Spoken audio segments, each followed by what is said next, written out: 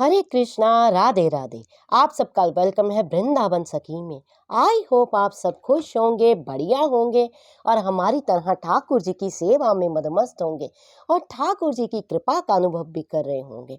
तो फ्रेंड्स, आप लोग जानते हैं 16 फरवरी को है विजया एकादशी। तो विजया एकादशी की पूजा किस प्रकार की जाती है और जिसका नाम विजया एकादशी है वो विजय प्राप्त करने वाली होती है। तो आइए हम बताते हैं आपको विजया एकादशी की पूजा किस प्रकार करें। मैं बहुत सरल तरीके से आपको बताती हूँ कि आप घर बैठे बिठाए आराम से कर सकें। तो देखिए, विजया एकादशी में सबसे ज़्यादा जरूरी होती है पूजा कलश की और सप्तधान की। देखिए, ये मैंने खड़े जो अनाज घर में ही होते हैं आपने वही लेने हैं। ये मैंने 7 अनाज ले लिए हैं, जैसे कि आप राजमा, छोले, ये गेहूं, चावल को छोड़ के 7 अनाज आप कोई भी आप ले सकते हैं। और इस प्रकार आप इसको यहाँ रखिए। और मेन विशेष जो पूजा होती है कलश की पूजा होती है। तो देखिए, ये इस प्रकार हमने ये कलश लिया है। कलश के ऊपर मैंने स्वास्तिक भी बना दिया और ये सप्तधान के ऊपर हम इसको स्थापित करेंगे कलश को। इस प्रकार कलश को थोड़ा अच्छी तरह से आप जमा लीजिएगा। और देखिए, मैंने इसके ऊपर स्वास्तिक भी बना दिया है। और सबसे मेन हमने अब इसमें क्या करना है, कलश को मैंने कंठ तक भर लिया है। कंठ तक भरने के बाद कलश में हम डालेंगे, ये देखिए, ये हल्दी है, सुपारी है, इलायची है, लौंग है और एक सिक्का। ये 5 चीज़ें हम कलश के अंदर डालेंगे। और मेन विशेष आपने ये देखना है कि कलश कंठ तक भरा हो, क्योंकि विजया एकादशी में कलश की ही विशेष पूजा होती है। तो कलश हमने स्थापित कर दिया और कलश पे लगाने के लिए हमने लिए हैं अशोका के पत्ते। आप आम के पत्ते ले सकते हैं, अशोका पंचपल्ल में कोई भी पल्लव आप ले सकते हैं। तो देखिए, उनकी पूजा भी हमने कर ली है। अब हम कलश में इनको लगाएंगे। तो देखिए, इस प्रकार से हम कलश में रखेंगे पत्तों को। ये देखिए, किसी तरह से, क्योंकि कंठ तक भरा हुआ है तो पत्ता थोड़ा आपका डूब भी सकता है, आप अपनी सेटिंग कर सकते हैं। तो आपने इस तरह से लगाना है। जब आप ऊपर नारियल रखेंगे या भगवान को स्थापित करेंगे तो ये अपने आप ही ऊपर उठ के आ जाएंगे। तो आपने इस तरह से पंचपल्ल में कोई सा भी पल्लव आप ले सकते हैं, आम के पत्ते, अशोका के पत्ते, कोई भी पल्लव जो पवित्र पल्लव होते हैं वो आप ले सकते हैं। तो इस प्रकार से आपने उनको कलश के अंदर स्थापित करना है। तो देखिए, ये हमारे हो गए हैं कलश के ऊपर स्थापित। और उसके ऊपर हमने स्थापित करना है नारियल। अगर आपके पास भगवान नारायण की मूर्ति है तो आप वो भी कर सकते हैं, शालिग्राम जी है वो भी कर सकते हैं, नहीं तो आप नारियल को स्थापित कर सकते हैं। तो देखिए, हमने नारियल स्थापित कर दिया है। तो हम सर्वप्रथम गणेश जी को स्थान देंगे, क्योंकि बिना गणेश जी के कोई पूजा नहीं होती है। तो हमने तिल डाले हैं, तिल का स्थान गणेश जी को हम दे रहे हैं, क्योंकि चावल एकादशी की पूजा में होते हैं निषेध। तो सर्वप्रथम गणेश जी की हम पूजा करेंगे। और घर में जब कोई मेहमान आता है तो सर्वप्रथम उसको हाथ मुंह धुला के उसका स्वागत किया जाता है। तो गणेश जी को हम इस प्रकार से, अगर आप चाहें तो पंचामृत वगैरह से भी स्नान करा सकते हैं, लेकिन हम गणेश जी को इस तरह से स्नान कराएंगे, इनका स्वागत करेंगे गणेश जी का। तो देखिए, गणेश जी का स्नान हमने करवा दिया है। अब सर्वप्रथम हम इनका पूजन करेंगे गणेश जी का। ये देखिए, तिलक हम करेंगे गणेश जी को, क्योंकि घर में जब कोई आता है उसका स्वागत किया जाए। बिना गणेश जी के कोई भी पूजा जो है संपन्न नहीं होती, सर्वप्रथम गणेश जी की पूजा होती है। तो देखिए, हम गणेश जी की पूजा कर रहे हैं। अब हम इनको जनेऊ धारण कराएंगे गणेश जी को, वस्त्र रूपी गणेश जी को जनेऊ धारण कराएंगे। और भेंट में हम इनको देंगे कलावा। तो गौरी नंदन गणेश जी की पूजा सर्वप्रथम है और पुष्प हम इनको चढ़ाएंगे। तो देखिए, फागुन की पूजा है, फागुन की पूजा बिना गुलाल के कभी नहीं होती है। तो थोड़ा सा गुलाल लगा के हम पुष्प के ऊपर गणेश भगवान जी को अर्पित करेंगे। इस प्रकार से गणेश भगवान जी को हम अर्पित करेंगे। देखिए, हमने नारद स्वरूपी भगवान नारायण को स्थापित कर दिया है कलश के ऊपर। तो देखिए, अब हम इनको भी पूजा करेंगे, इनका स्नान कराएंगे ठाकुर जी का। आप चाहें तो मैंने आपको कहा है शालिग्राम जी का रख सकते हैं। अगर नारायण भगवान की आपके पास प्रतिमा है तो आप उनको भी रख सकते हैं।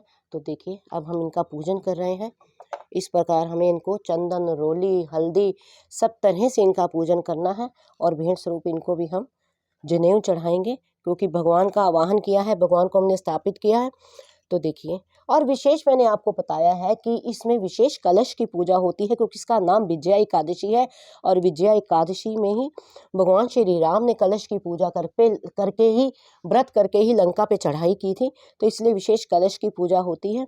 तो देखिए, हमने कलश को भी जनेऊ और कलावा चढ़ा दिया है। अब हम कलश पे भी हम चढ़ाएंगे अबीर और पुष्प, क्योंकि फागुन की हर पूजा पे जो है गुलाल के बिना कोई पूजा भी संपन्न नहीं होती है फागुन की। तो आप इस तरह से नीचे भी रख सकते हैं कलश के ऊपर, अगर आपका ना आए तो कोई आप टेंशन ना लेना, इस तरह से आप नीचे रख देना। तो इस प्रकार आपने देखिए कलश की पूजा भी होगी। अब हमारे पास आप भगवान राम की पूजा भी कर सकते हैं। तो देखिए नारायण स्वरूप भगवान श्री राम, उनकी भी पूजा कर सकते हैं। तो आप शालिग्राम जी की पूजा कर सकते हैं, आप लड्डू गोपाल जी की पूजा कर सकते हैं। तो इसी तरह से आपने जो है विजया एकादशी पे इस प्रकार करना है। कलावा हमने चढ़ाया है और ठाकुर जी को भी हम जो है इस तरह से अबीर गुलाल भेंट स्वरूप देंगे। और इस तरह से आपके पास एकादशी का महत्व होता है, उसकी पुस्तक भी रख के आप इस तरह से उसकी पूजा भी कर सकते हैं। देखिए ठाकुर जी के चरणों में आप रख दीजिए, तो आप इस तरह से उसकी पूजा भी कर सकते हैं। क्योंकि एकादशी के हर व्रत में एकादशी के जो होते हैं वो पूजा ही मेन विशेष पूजा मानी जाती है। एकादशी के व्रत में चावल निषेध होते हैं, पूजा में किसी तरह के आप चावल यूज ना कीजिए। तो देखिए अब हम ठाकुर जी को भोग अर्पण करेंगे। बहुत ही सरल पूजा होती है एकादशी की, तो आपने सरल तरीके से एकादशी की पूजा करनी है। भोग में देखिए हम पंचमेवा और जो फल होते हैं, मौसमी फल, कोई से भी फल आप मौसम के ले सकते हैं। तो इस तरह से आपने पूजा करनी है। और ठाकुर जी को देखिए भेंट स्वरूप हम, क्योंकि गणेश भगवान जी को तुलसी नहीं चढ़ती है लेकिन ठाकुर जी को तुलसी चढ़ती है, तो ठाकुर जी को हमने वैसे तो भोग में भी तुलसी दी है और अर्पण करेंगे तुलसी। और फिर उसके बाद हम करेंगे जोत जलाएंगे। देखिए जो भी एकादशी होती है उसका विशेष महत्व होता है कि महात्म पढ़ना बहुत ज़्यादा जरूरी है। अगर मान लीजिए किसी कारण आपने व्रत भी नहीं किया है, व्रत आपका कोई स्वास्थ्य इशू है, कुछ भी दिक्कत है आपको, अगर आप एकादशी के नियमों को मानते हैं, अगर आप पूजा करते हैं, विजय एकादशी की पूजा करते हैं, महत्म का पाठ करते हैं, तो भी आपको जो है पूरा ही व्रत का फल प्राप्त होगा। और विजय एकादशी तो विजय प्राप्त करने की एकादशी ये कहते हैं, जो विजय एकादशी का व्रत करता है या उसका महत्म सुनता है, महत्म पढ़ता है, उसे अश्वमेध यज्ञों का फल प्राप्त होता है। उसको अश्वमेध यज्ञों का फल प्राप्त होता है और कहते करोड़ों टन सोना दान करने का फल उसको प्राप्त होता है। तो देखिए इस तरह से हमने धूप जला दी है। अब हम दीपक प्रज्वलित करेंगे इस तरह से। सर्दी है तो थोड़ा सा घी भी जमा हुआ है, तो आप इसको पिघला के भी डाल सकते हैं, किसी तरह से भी। देखिए अब दीपक प्रज्वलित कर दिया है, तो देखिए दीपक का भी हम सब प्रथम पूजन करेंगे, क्योंकि दीपक को कभी इस तरह से खाली नहीं रखना चाहिए। तो देखिए इस तरह से हम, एकादशी है, चावल तो नहीं हम यूज़ करेंगे, लेकिन हम इस तरह से तिल का उपयोग करेंगे और दीपक का पूजन भी हम इसी प्रकार से करेंगे। देखिए कुमकुम और हल्दी इस तरह से लगाई है हमने, और दीपक को भी हम इस तरह से पूजा करेंगे और स्वरूप में कलावा देंगे दीपक के भी। ये देखिए दीपक, और दीपक जब एक बार हम लगा देते हैं, दीपक को दोबारा नहीं उठाना चाहिए। तो इस तरह से आप देखिए, उसके बाद आपने क्या करना है, जोत प्रज्वलित होगी, फिर उसके बाद आपने महात्म लेना है। इस तरह से महात्म में आपको मैंने बताया है 24-26 एकादशियाँ होती हैं, हर एकादशी का अलग अलग महत्व होता है। फिर दीपक प्रज्वलित करने के बाद आपने हाथ में थोड़े से पुष्प, तिल और पुष्प, इस तरह से थोड़े से तिल लेने हैं और थोड़े से आपने पुष्प लेने हैं। पुष्प, क्योंकि खाली हाथ कभी भी कथा नहीं पढ़ी जाती, और जो भी महत्तम है, जिस व्रत का आप कर रहे हैं, इस तरह से उसका आप पुष्प और हाथ में लेकर महत्तम का पाठ कर सकते हैं। महत्तम का पाठ करने के बाद, उसको संपूर्ण करने के बाद, जो पुष्प और तिल आपके हाथ में है वो आपने ठाकुर जी के चरणों में छोड़ देने हैं। तो इस प्रकार आपकी जो है विजया एकादशी पे आपने करना है। उसके बाद देखो दीपक एक बार प्रज्वलित करने के बाद दोबारा उठाया नहीं जाता, फिर हम आरती करेंगे कपूर से। तो देखिए हमने कपूर को भी प्रज्वलित कर लिया है। कपूर को जला के कपूर से हम ठाकुर जी की आरती करेंगे कपूर से। इस तरह से आपने कपूर से आरती करनी है।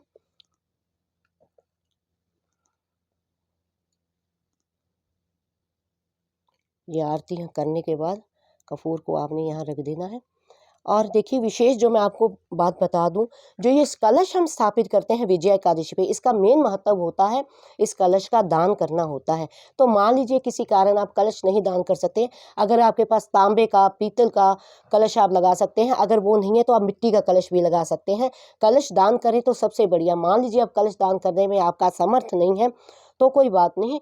फिर आपने क्या करना है, जो ये नारियल है और ये सप्त धान है, इसका दान कर सकते हैं। ये फल जो है आप प्रसाद रूपी ग्रहण कर सकते हैं, वितरित भी कर सकते हैं, बांट भी सकते हैं। जो ये पंचमेवा है ये भी आप बांट सकते हैं, खा सकते हैं। और जो सप्त धान है इनको आप दान कर सकते हैं। तो विशेष इसका दान करना होता है। तो जो ये सप्त अनाज हमने निकाले हैं, आप किसी मंदिर में किसी ब्राह्मण को भी अपनी शक्ति इच्छा अनुसार आप दे सकते हैं। और नहीं तो आप इसको भिगोकर पक्षियों को भी डाल सकते हैं, गाय को भी खिला सकते हैं। तो इस प्रकार आपकी विजया एकादशी की पूजा संपूर्ण होती है। बाद में हम भगवान से हाथ जोड़कर क्षमा याचना, अपनी की गई पूजा में जो कमियां रह गई हों, कोई गलतियां हो गई हों, तो उसकी क्षमा याचना मांगेंगे। तो विजया एकादशी की पूजा इस प्रकार कीजिए। आई होप आपको पता लग गया होगा कि विजय एकादशी की पूजा हमें किस प्रकार करनी चाहिए। ये जो सामान है इसका बाद में क्या करना चाहिए, और चौकी हमें अगले दिन सुबह उठानी चाहिए भगवान की।